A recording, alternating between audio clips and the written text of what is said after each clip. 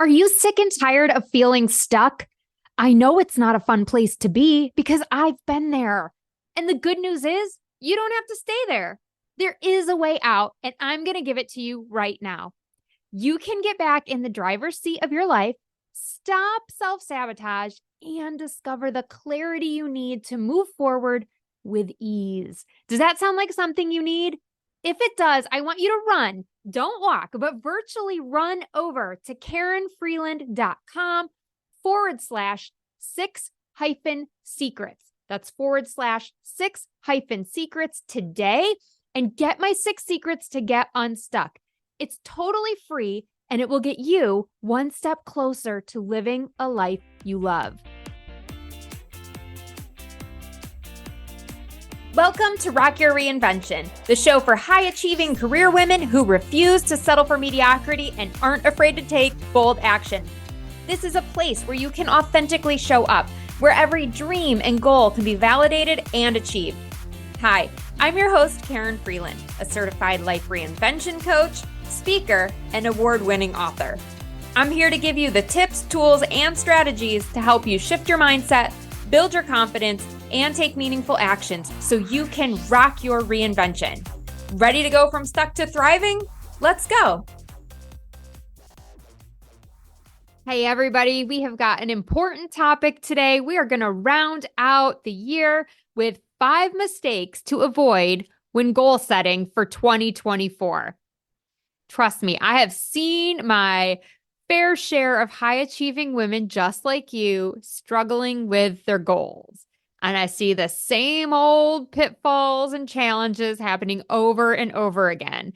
So, this isn't to judge anybody. You're not recreating the wheel here if you're feeling stuck and frustrated as you think about your goals. Like, these are things I see all the time. And I want to share these mistakes so that 1, you're not alone. And 2, you can get out of that comfort zone and get laser focused on what you want to achieve in 2024. So that you have a better chance of realizing your full potential. It's funny because so many people don't want to get out of their comfort zone, but just outside your comfort zone, like that perimeter, that 2 or 3 steps beyond your current comfort zone is exactly where growth and change and success lies. So let's see what we can do to get all of you to avoid these mistakes and really get yourself on the other side of your comfort zone. Okay, mistake number 1 that I repeatedly see women making: you're not focused on what truly matters. You're all over the place, ladies. You got a million things going on. And if this is coming in hot, sorry, but we're going to have a little tough love today. But please focus on the word love because this is coming from a good place. When we scatter our focus across multiple goals, a little bit of progress will be made on some goals and it might feel rewarding, but it's not going to last because it never really adds up to enough significance because you're spread yourself way too thin and you're going to burn out and you're going to be frustrated. That is not the best way to approach it. And I know it's hard as a high-achieving go-getter. It's like we want to do all the things, but we have to start prioritizing. Too many of us are hastily jumping into action. Like maybe you want to get healthy. So you're like, I know, I'm going to start working out. And instead of starting to work out 2 days a week, I'm going to plan to go to the gym 5 days a week.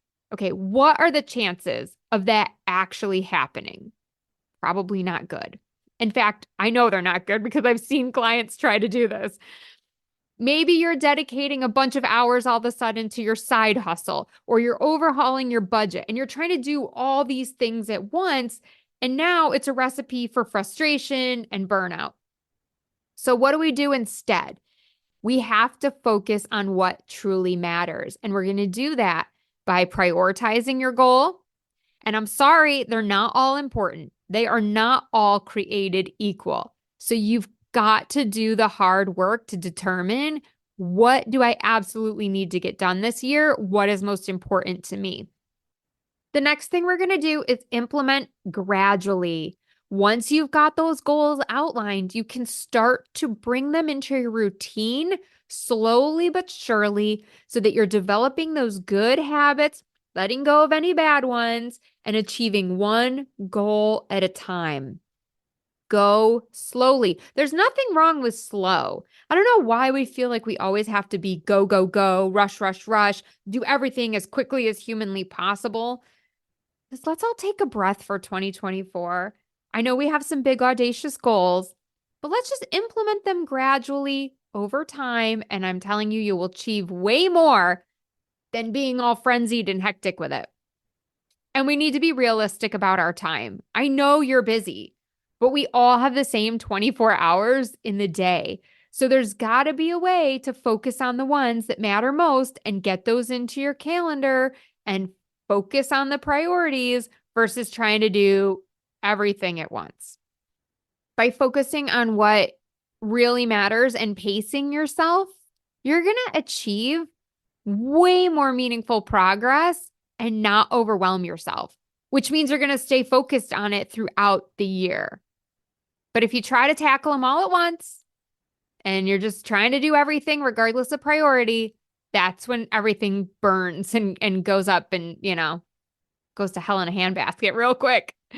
All right, mistake number 2 that a lot of high achieving women are making when it comes to goal setting is your goals aren't aligned with your core values. This is the kiss of death. I don't know about you, but having worked in a corporate setting, right? I saw it a lot of times where my values just did not match up with what the company was valuing.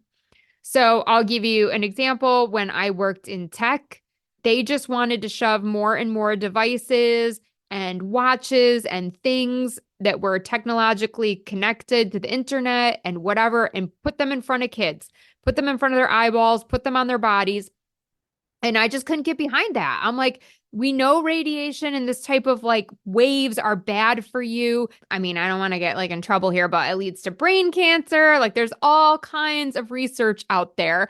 It reduces sperm count in young men and boys. I was like, I do not want this tablet on your lap. No, thank you.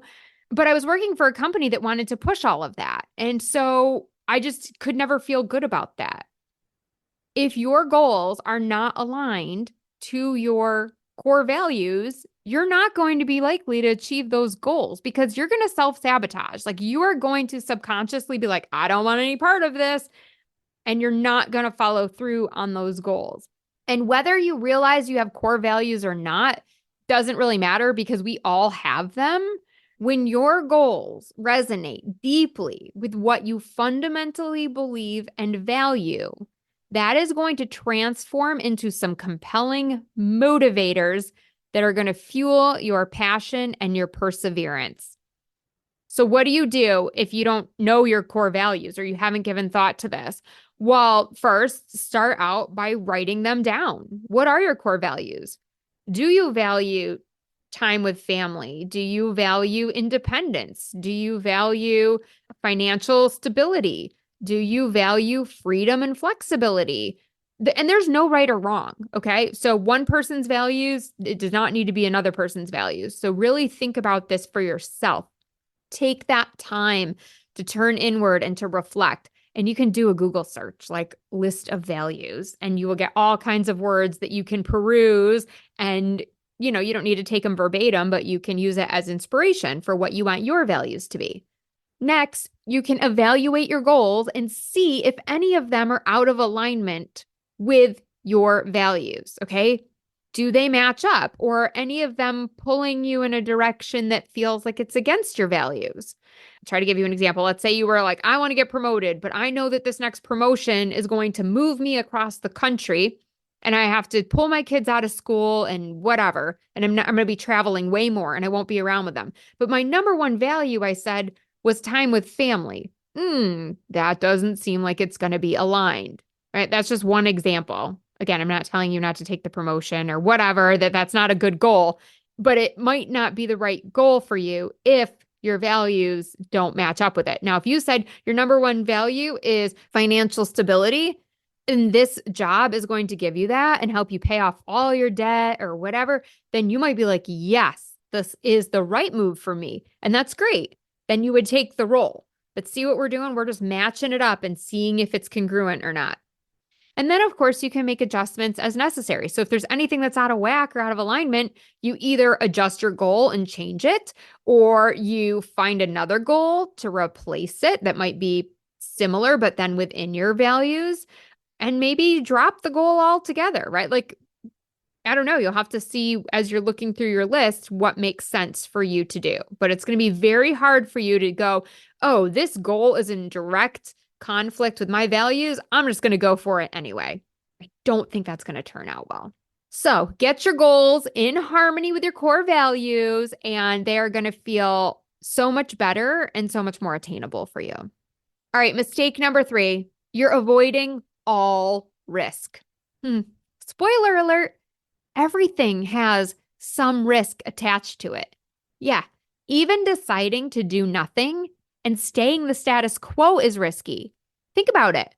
What happens if you wake up on your deathbed and you regret all of your life choices and you ask yourself, what if I had done this?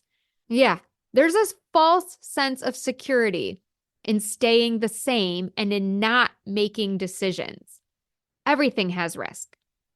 But that doesn't mean that we do crazy things and we just recklessly go after any daring idea that pops in our head, or we just walk in and quit our job without a plan, right? I'm not saying that.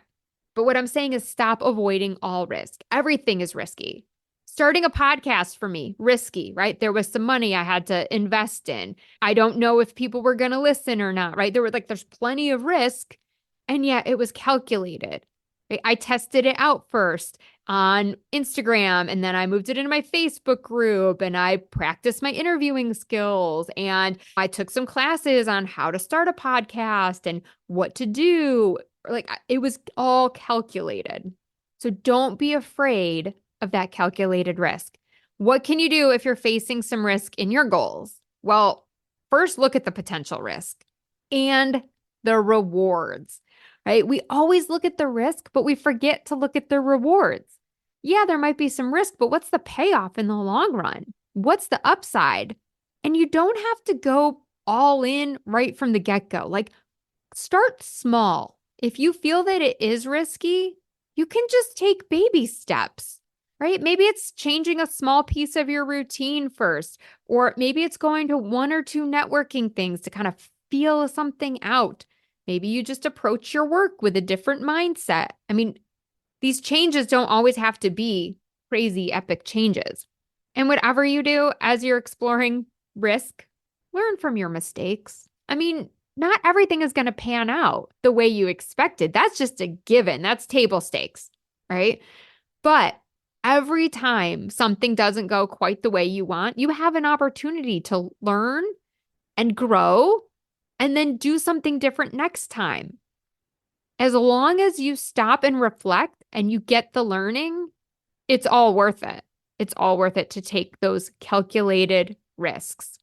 So remember that your goals for 2024 are going to have to include a little bit of risk, but that's nothing that you can't overcome and handle. Mistake number 4, you're not prioritizing your well-being. All right, ladies, I just want you to sit with that one for a second. Yes, one of your goals needs to be focused around your health and well-being. I am a firm believer that success is holistic. So when you prioritize your well-being in alignment with your goals, success is going to come. But to me, killing myself, having poor physical health, poor emotional health, poor mental health, and like making a lot of money or something else, that is not success in my eyes. If it is in your eyes, okay, we definitely are running by different playbooks here in life. But that's not what I want. I don't want to be ill all the time like I was when I was in corporate, but making all this money. No thanks. I would rather make 50% of what I was making in corporate and feel like $1,000,000 every day and have all the energy and well-being that I need to care for my husband and hang out with my kids and take care of my dog and all that good stuff. So, what can you do if you want to start prioritizing your well-being? Well, for starters, make sure that there's some level of self-care in your regular routine. Now, I know you hear the word self-care and you go, oh, okay, a mani-pedi. No. Yes, that can be self-care, but no, that's not all I'm talking about. Sometimes it's just a moment of gratitude in the morning when you first wake up. Just thanking your higher power for waking you up today and that you're ready for whatever comes your way. Maybe it is doing, a 10-minute power yoga class. I mean, these things don't have to take a lot of time. It could be starting with a little devotional or something. It could be just sitting quietly in the dark with your coffee. I don't know, whatever it is that gives you a few minutes to just feed your soul, nourish yourself, and prepare you for whatever's ahead. The other thing you can do is monitor your stress levels. Got to be aware of what your triggers are and start taking steps to mitigate them, manage them. And this might look like delegating some tasks that you normally do, finding someone to help. And I know asking for help can feel scary, but it's a sign of strength, or revising your goals to make them more manageable. We've got to be realistic again about how much time we can carve out for everything. And don't forget to prioritize your sleep and your nutrition. What you eat, what you put in your body is what is fueling you. And for way too many years, I fueled myself on caffeine. But my body was like, I'm tired. I need to rest. And I'm like, no, more caffeine. You will drink more caffeine and stay up. But I'm so stressed out. Oh, I know. Well, we'll have alcohol to bring us back down. And it was just like this horrible concoction. And I always felt like garbage. I always had stomach issues. I always slept like crap. Well, no wonder, because of what I was putting into my body. So let's start making sure that we have a good, regular bedtime and that we are putting the right things in our body for 2024. When you are well rested, you are healthy and mentally resilient, you are going to be in a much better position to tackle all of your goals effectively. I have learned the hard way, so take my advice, don't do what I did, and you will be in a much better position. Because really, think about it. I mean, your goals are irrelevant if you're not healthy enough to be around to achieve them and enjoy the fruits of your labor. Like, what is the point if you're killing yourself? It's crazy. All right. And the last mistake I have for you today is mistake number 5, and that is not setting a deadline or a target. Okay, ladies, especially if you have a business. I had a client a while back, and she refused to set goals for her business because she's like, if I don't hit it, then I'm going to be angry with myself and it's not going to feel good. And I totally appreciate that. I get that because I have been in your shoes, right? I remember starting my business and being like, I don't want to set a target, or I'd set a target and I wouldn't hit it. And that's how I'd feel. I'd feel really crappy. But here's the problem. When we don't have something with a sense of urgency or something to motivate us, something to push us towards this targeted deadline or this targeted number, we don't achieve it because we're just like, oh, I have time. Or I don't know, it doesn't matter if I don't really hit that number and I hit something else, whatever. We're treating our business like a hobby, or whatever your goal is. You're basically looking at it like a hobby and not something that you're serious about if there are not deadlines and targets. I know that's uncomfortable for some of you, but we have to have deadlines. And here's the thing, deadlines are going to help you prioritize your time too, which is going to be critical for your success, because you can look at all of your goals and go, oh, well, I know this has to happen by this date or this time, so let me prioritize that first. Here are a few strategies, just quick tips on how to set deadlines for your goals. Be realistic with your timelines. It's always helpful to pad it a little bit and give yourself some more wiggle room than constantly kicking the can down the road, right? You're trying to be really efficient. You're like, no, I'm going to get this done in 1 month.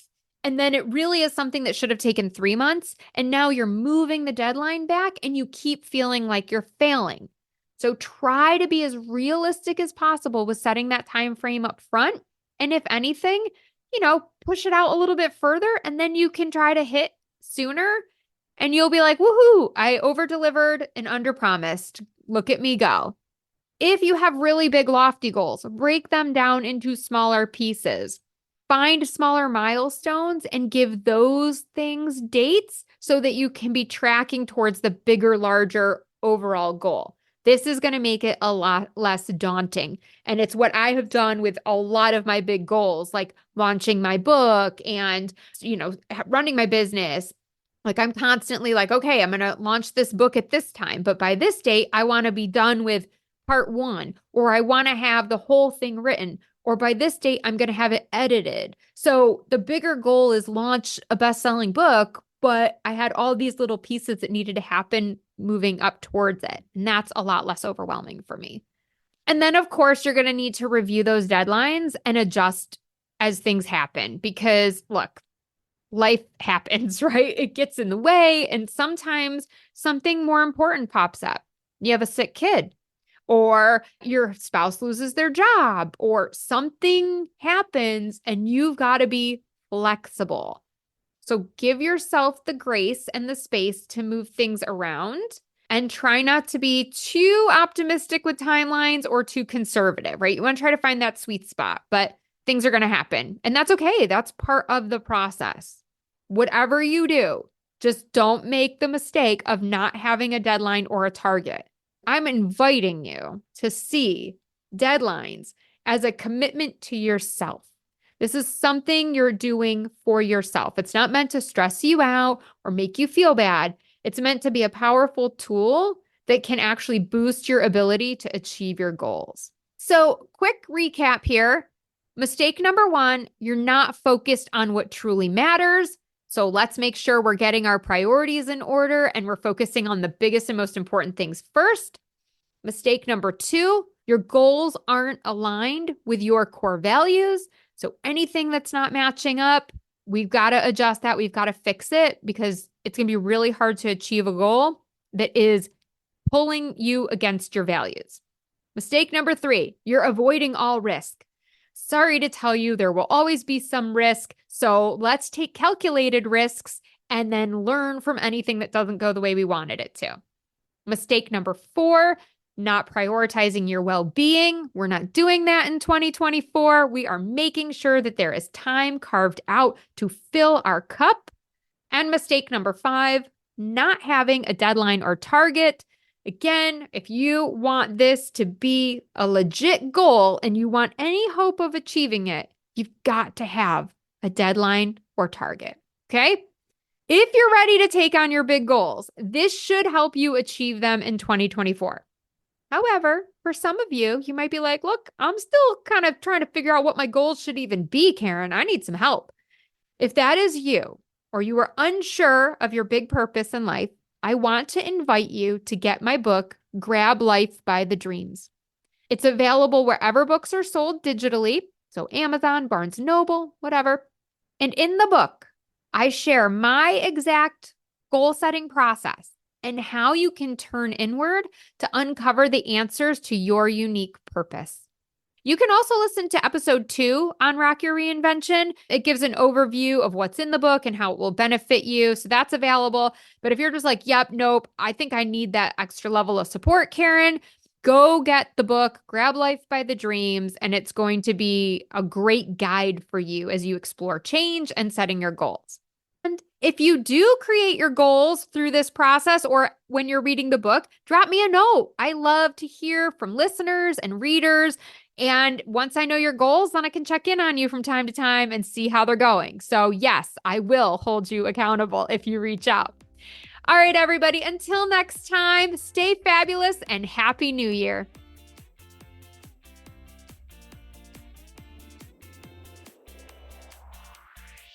Thanks for tuning in. I hope you're inspired to take action by committing to one of the tips or strategies we talked about in today's episode. And if you want accountability and support, I've got your back. Join my private Facebook group, Successful Working Women Rocking Reinvention, today. You'll find a community of like-minded women waiting to support you. exclusive content, and helpful resources to ensure you succeed. Lastly, if you loved this episode, do me a favor and be sure to leave a review. Together, we can encourage more women to live their purpose. See you next time.